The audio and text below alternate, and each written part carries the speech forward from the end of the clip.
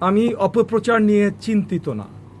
কেউ আমার নামে মিথ্যা প্রচার করছে, মিথ্যা বলছে, সেটা নিয়ে আমি চিন্তিত না, কারণ আমাদের অনেক কাজ আছে। কিন্তু কাজ রিলেটেড আজকে আপনাদের সম্মুখীন আসা, বিকজ 12ই ফেব্রুয়ারি আমাদের আকাঙ্ক্ষার নির্বাচন, সেই নির্বাচনে আমি জয়ী হয়ে এসেছি, আল্লাহ তাআলার অশেষ রহমত।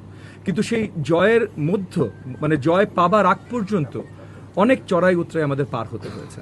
আমাদের প্রতিপক্ষ যারা ছিলেন তারা বিভিন্নভাবে অনেক প্রচেষ্টা করেছেন, চালিয়েছেন কেন্দ্র দখল করার। অনেকগুলো কেন্দ্র তারা দখল করতে গেছেন, কিছু কেন্দ্রে তারা দখল করতেও সক্ষম হয়েছেন মানে সাময়িক সময়ের জন্য। সাময়িক সময় যতক্ষণ পর্যন্ত, এবং আমি আবার প্রথমেই ধন্যবাদ জানাই আইনশৃঙ্খলা বাহিনী, আর্ম ফোর্সেস যারা টহলে ছিল তাদের সকলকে, কারণ তারা সকল দায়িত্ব সঠিকভাবে পালন করেছে। যেই জায়গাগুলোতে আমাদের প্রতিপক্ষরা কেন্দ্র দখল করে ভোট চুরির কারখানা করতে চেষ্টা করেছিল, সেই জায়গাগুলোতে প্রথমে আমাদের কর্মী বাহিনীরা থামাতে চেষ্টা করে, এবং তারপর আর্ম ফোর্সেস এবং আইনশৃঙ্খলা বাহিনীরা শক্তভাবে তাদেরকে প্রতিহত করে।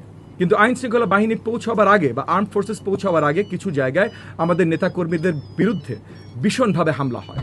এবং যেহেতু আমার পরিষ্কার ইনস্ট্রাকশনস ছিল প্রত্যেকটা থানা, ওয়ার্ড, প্রত্যেকটা নেতাকর্মীর প্রতি, যে কোনো ধরনের সহিংসতায় আমরা যাব না নির্বাচনের দিন।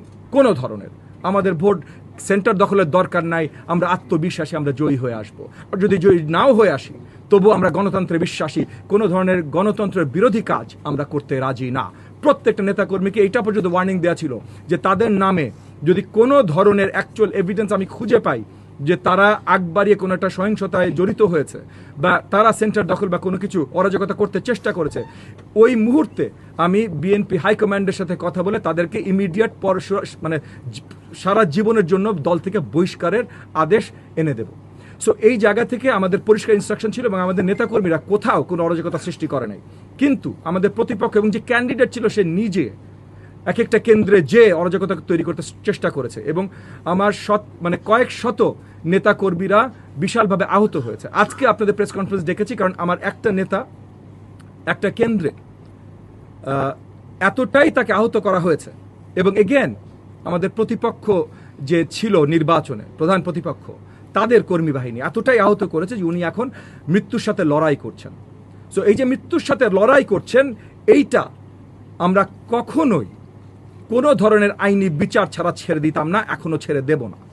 এবং বাকি যারা আহত হয়েছে আজকে আপনারা এখানে দেখতে পারেন, অনেকেই যারা আসতে পেরেছেন, অনেকে হাসপাতালে এখনো আছেন, কিন্তু যারা কিছু দূর সুস্থ হয়েছেন, আসতে পেরেছেন, তারা এক্সরে রিপোর্ট থেকে শুরু করে কোন হাড্ডি ভেঙেছে, কিভাবে তারা আহত হয়েছে, রিপোর্ট শুদ্ধ এখানে তারা এসে পৌঁছেছে। যারা আসতে পেরেছে অনেকেই এখনো হসপিটালাইজড আছে। এবং এই যে আমাদের ত্যাগী নেতা হায়দার আলী সাহেব, আমাদের হাজারীবাগের নেতা হায়দার আলী সাহেব, উনি এখন মৃত্যুর সাথে লড়াই করছেন। উনার সন্তান, উনার কনিষ্ঠ সন্তান এবং ওনার স্ত্রী আমাদের সাথে উপস্থিত আছেন আপনাদেরকে বলবার জন্য তাদের কি অবস্থা। আমরা আপনাদের সামনে এই জিনিসগুলো পরিষ্কার করবার জন্য এবং একই সাথে পরিষ্কার জানিয়ে দেবার জন্য যে আজকে এইখান থেকে আমরা তারা উঠার পর প্রত্যেকটা এখানে যত আহত আমাদের কর্মী আছেন, যাদের হাড্ডি ভাঙা হয়েছে বা যা কিছু ভাঙা হয়েছে, এই যে হায়দার আলী সাহেবের পরিবার, হায়দার আলী সাহেব মৃত্যুর সাথে লড়াই করছেন, এই প্রত্যেকটা জিনিসের এখন আমরা আইনি মামলায় যাব। প্রত্যেকটা থানায় মামলা দেয়া হবে, এবং কতগুলোতে সেন্টারে তখন প্রতিপক্ষ ক্যান্ডিডেট দাঁড়িয়ে অর্ডার দিয়েছে, সে দাঁড়িয়ে ওইখানে দাঁড়িয়ে অর্ডার দিয়েছে এই হামলা করবার জন্য। তো সে হুকুমের আসামি তো মিনিমাম। এবং হায়দার আলী সাহেব যে মৃত্যুর সাথে লড়াই করছেন, এইটা তো ভাই অ্যাটেম্পট টু মার্ডার, এইটার হুকুমের আসামি তো সে মিনিমাম। এই প্রত্যেকটা মামলা আজকে এইখান থেকে বের হয়ে আপনাদেরকে আগে জানিয়ে দিচ্ছি, যেন কেউ না বলতে পারে যে ববি হাজার যেইটা করে বা সেইটা করে। এবং আমরা অন্য কিচ্ছু করছি না ভাই, শুধুমাত্র আইনের বিচার চাইছি।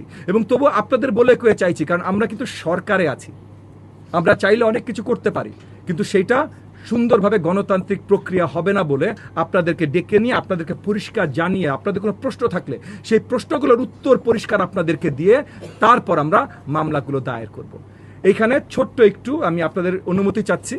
আমাদের হায়দার আলী সাহেব, আমাদের ত্যাগী নেতা যিনি মৃত্যুর সাথে লড়াই করছেন, ওনার কনিষ্ঠ সন্তান অপূর্ব দুটো কথা আপনাদের সামনে বলবে। অপূর্ব, বলেন।